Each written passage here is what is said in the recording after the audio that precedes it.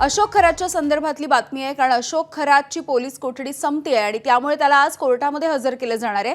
थोड्याच वेळामध्ये अशोक खरात याला कोर्टामध्ये हजर केले जाईल।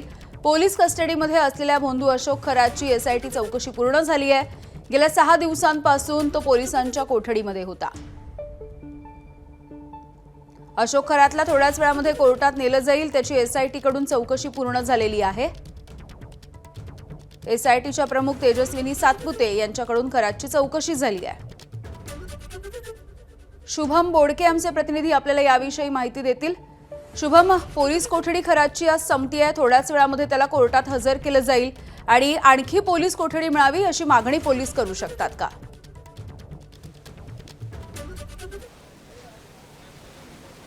नक्कीच यामिनी, आपण जर बघितलं तर एसआयटी कडनं खरातची चौकशी करण्यात आलेली होती। अनेक जे लैंगिक शोषणाचे प्रकार समोर आलेले होते, या संदर्भात गुन्हे दाखल झालेले होते।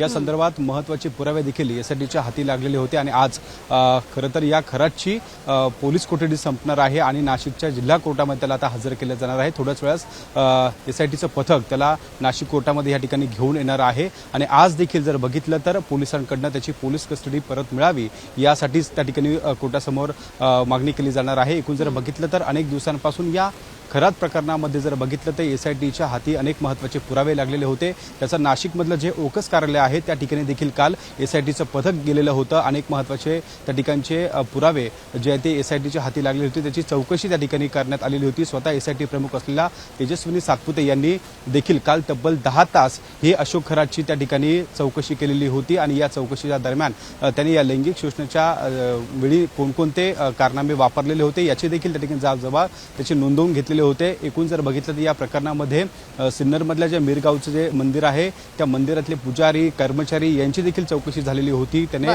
अनेक भोंदूगिरी केलेली होती। जर आपण जर बघितलं तर यामध्ये बऱ्याचदा जर बघितलं तर त्या ठिकाणी त्यांनी खोटे जे साप आहे किंवा त्या ठिकाणी वाघाची कातडी अशा पद्धतीने ह्या महिलांना त्या ठिकाणी भीती घातलेली होती आणि या भीतीतूनच त्या महिलांचं लैंगिक शोषण केलेलं होतं। त्यामुळे कुठेतरी त्या खरात प्रकरणामध्ये जर बघितलं तर एकूण ही व्याप्ती ही वाढत आहे आणि त्यासाठी कुठेतरी त्या पोलिसांना पुन्हा तपासासाठी कोर्टाकडनं कस्टडी मिळणार का हे देखील बघणं त्या ठिकाणी महत्त्वाचं असणार आहे। यामिनी, अगदी शुभम, धन्यवाद तुर्तास सविस्तर माहितीसाठी।